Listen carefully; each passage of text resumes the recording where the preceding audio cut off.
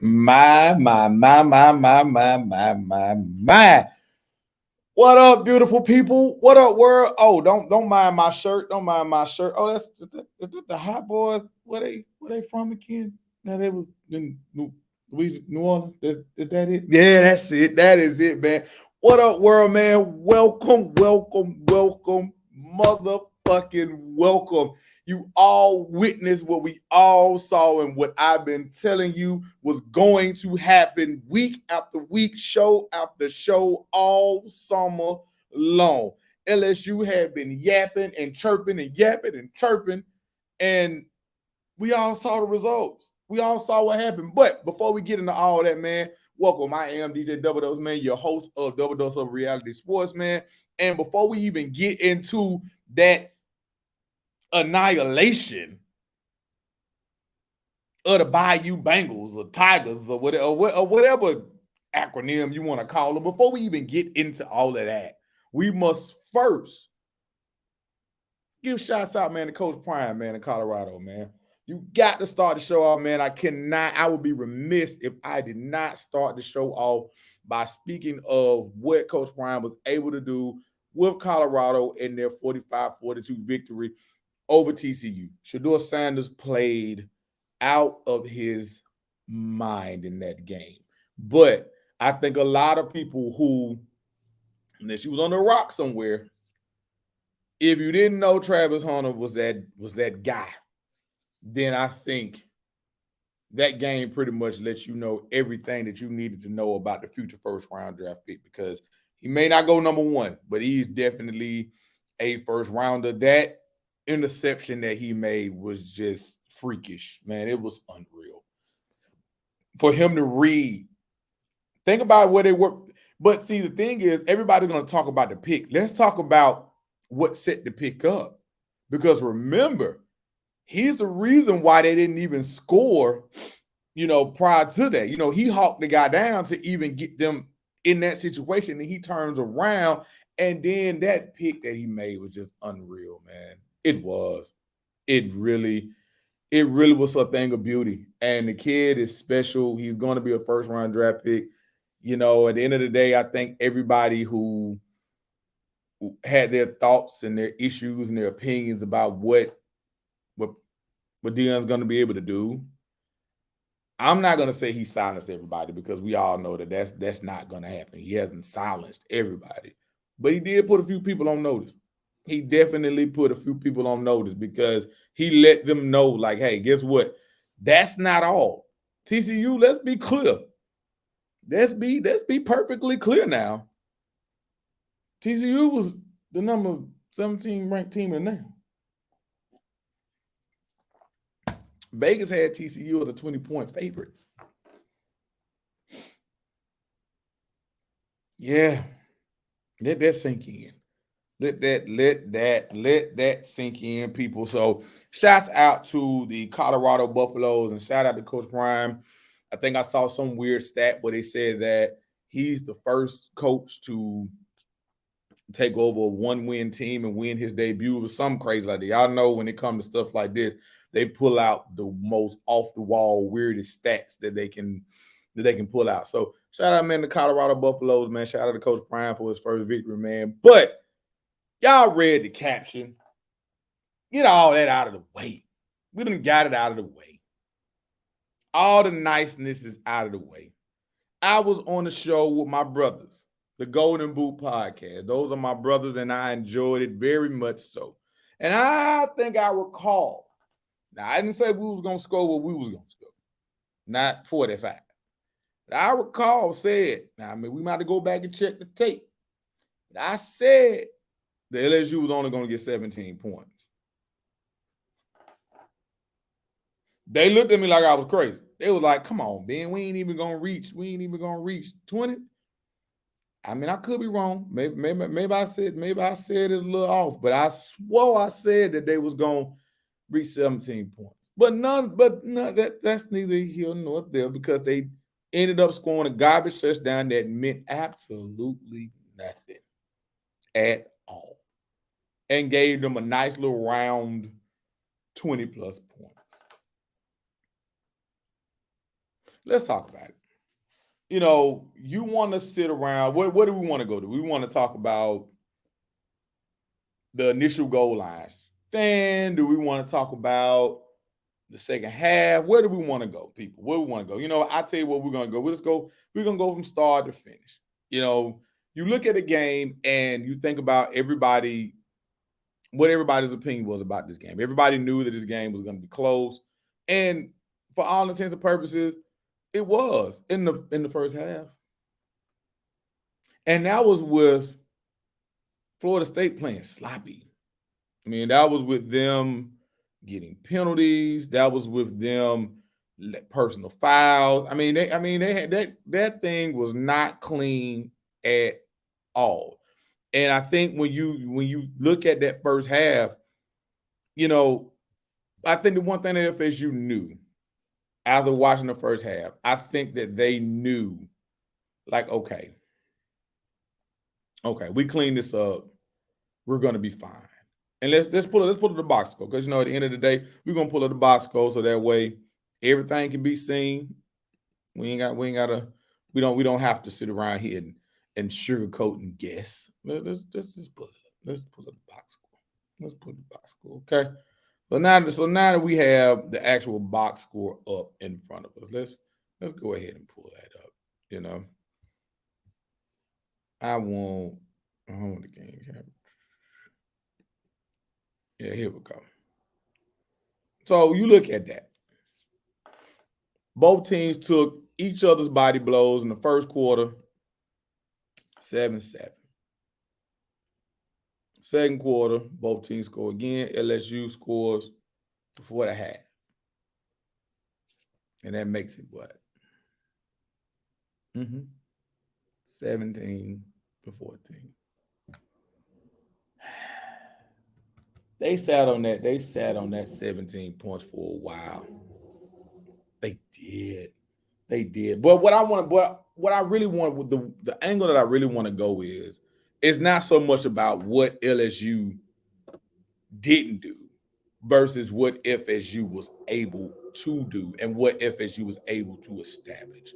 If you have been someone who has followed FSU over the last, I'd say, 5 or 6 years, you know where our offensive line was. Let's be clear. That's probably one of the best defensive lines that they're going to face for the entire season. And you can sprinkle in Clemson, and we know Clemson has some dogs on their defensive line, but outside of that, when you look at what FSU, and I guess if you want to say Miami, we throw Miami in there too. FSU's offensive line was able to keep Travis clean for the most part. Now, LSU's game plan for whatever they wanted to do with Perkins, I have no idea. I don't know who was the genius that decided, hey, we're going to move Perkins from edge and move him off the ball. That was a huge mistake, because you had him in situations where he needed to be rushing Jordan Travis, but he wasn't, because you had him in coverage. And although I understand, I mean, with the weapons that FSU added, with Jaheim Bell, with Murlock, and I'm naming those two guys specifically because those are two tight ends. When you add them into the mix, it gave you something else to respect and something else that you had to watch. So I understand the thought process of it. But to me, the shit was stupid. And I think a lot of LSU fans, if you ask them for some truth serum, they're gonna say the same thing. The shit was stupid. Because at the end of the day, you needed your best player, because clearly it's not Jaden Daniels. You needed your best player in the best position to contribute. And by you moving them all over the field and doing what you were doing, that took away from what the kid is. He is an amazing pass edge rusher. He knows how to wreak havoc and get to the quarterback. But when you move him off the ball because you're worrying about other things, you took away from what his strength was, to the point where if you go back and you look, I mean, what did he really do in the game? You went from the one thing he was good at, where he would have had the most impact, till you moved him off the ball and he had very minimal. I mean, if we go and look, I don't even think he pops up in the tackle screen. Let's see. Let's see what he ended up with tackle wise. He ended up with 5 tackles total. No sacks, no tackles for loss, nothing. So ask yourself, and then you bring in Spates. Spates proved his worth. He gave you 8. He gave you 8 tackles total, 3 of them solo. But the point is, you went out and got Spates to shore up your linebacking core. Why would you move Perkins off the ball is beyond me. And I think a lot of people are saying it to themselves right now, like, what in the hell? Because we went from worrying about Perkins, it was clear that, he wasn't going to be that much of a factor with the game plan that they had set out for him. But my God, enough talking about what them losers down in Baton Rouge didn't do, because you know what, I'm done being positive now. That was my positive spiel within the first 10 minutes. We done being positive now. We done with that shit. Let's get right to it. Everybody knew that Keon was special. Michigan State definitely didn't want to see this kid go. But we heard a lot about, Keon can't, he didn't get a lot of separation. Michigan State's offense was bad, and we really didn't know how to gauge him. We really didn't know. We knew that he was an athlete. Like I said it again, he was on the 8 deep at Michigan State's basketball team. And we all know how great Michigan State's basketball team is. So for him to be someone who played on the back, I mean, obviously he's a freaking nature. He's a great athlete. But when you hear the reports from the summer that him and Jordan were on the same page and they were constantly working, when you see a game like this, it shows up. It shows up. The hard work showed up and paid off. And Jordan by no means had an amazing game. He didn't.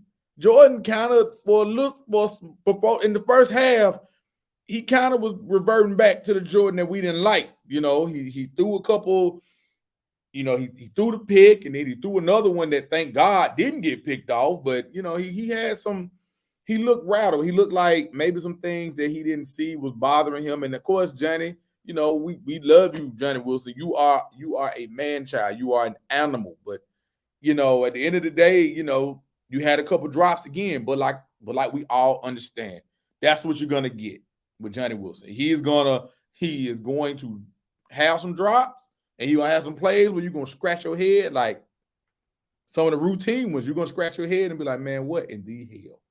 But then he's gonna do other things. He's gonna come through when you need him to. As you case in point, he still had over 100 yards receiving. And at the end of the day, Jordan didn't look great. But when you look at the potential of that wide receiver room, you saw Destin Hill play. You see what Keon is, and you know what Johnny is. You know what Jaheim Bell is. Florida State's wide receivers room is going to be an absolute problem. And this is not homerism. It came on full display. You saw the way that they were able to utilize Jaheim Bell. You saw that. You see what Keon did. We know what Johnny can do. I mean, he still had over 100 yards receiving. You see that they've let Destin Hill come into the lineup. All I'm saying is, we knew that going into it, LSU's secondary was going to be a problem for them in a bad way, not in a good way. And it showed. Sometimes when you have a whole summer of the game plan, the scheme and plot, and people say things, you kind of listen. I think a lot of LSU fans, I think a lot of y'all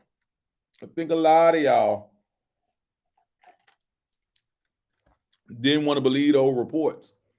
And I mean, they were telling you, like, I mean, a lot of beat writers from LSU was telling you like this was going to be an issue, and it came full display. Luckily for you, I mean, looking at the rest of the schedule, I mean, what is there another wide receiver room that's going to look like ours that you're going to face in the regular season? I don't know. So maybe you'll have some time to tweak it. Maybe you have some time to tweak it and make the situation a lot better. But you know, I just want to say that the game plan that Alex Atkins and Mike Norvell was able to put together in that second half, it was a thing of beauty. And if you're a fan of football, then you can appreciate that. You know, to basically hold them scoreless in the second half, outside of a garbage touchdown at the very end that they got, to basically hold them scoreless in the second half, that was just a thing. That was just phenomenal, man. And you know, those people who thought like, hey, because we heard it. Yes, we absolutely heard it. That FSU was overrated. That, you know, if they're lucky, they'll split with LSU and Clemson. There was a lot of people that thought we would lose both of them. Like, obviously, the Clemson game is a couple weeks away. We'll see how that.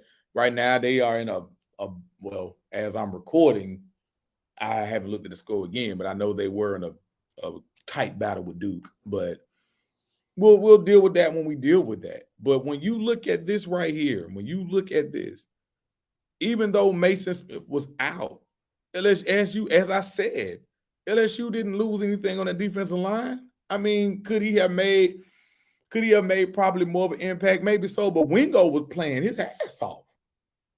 He was. It's not like Wingo was out there just not doing this thing, because he was. The LSU defensive line was still very stout.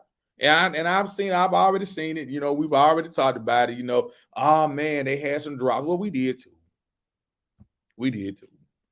That's no excuse. The truth is, Jaden Daniels is not that great of a quarterback. And a lot of y'all sat around there and hyped him up over the summer. He is a dynamic runner of the ball. But most of their big plays that they got with him was from his legs.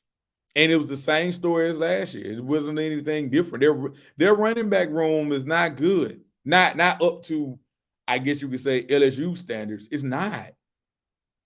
And yet again, Jaden Daniels was the leading rusher yet again. He was. And it wasn't even close. When you go and look, I mean, again, just go look at the numbers. You don't have to, nobody has to tell you anything. Numbers do not lie. And when you go and look at those numbers, you tell me this man had 15 carries.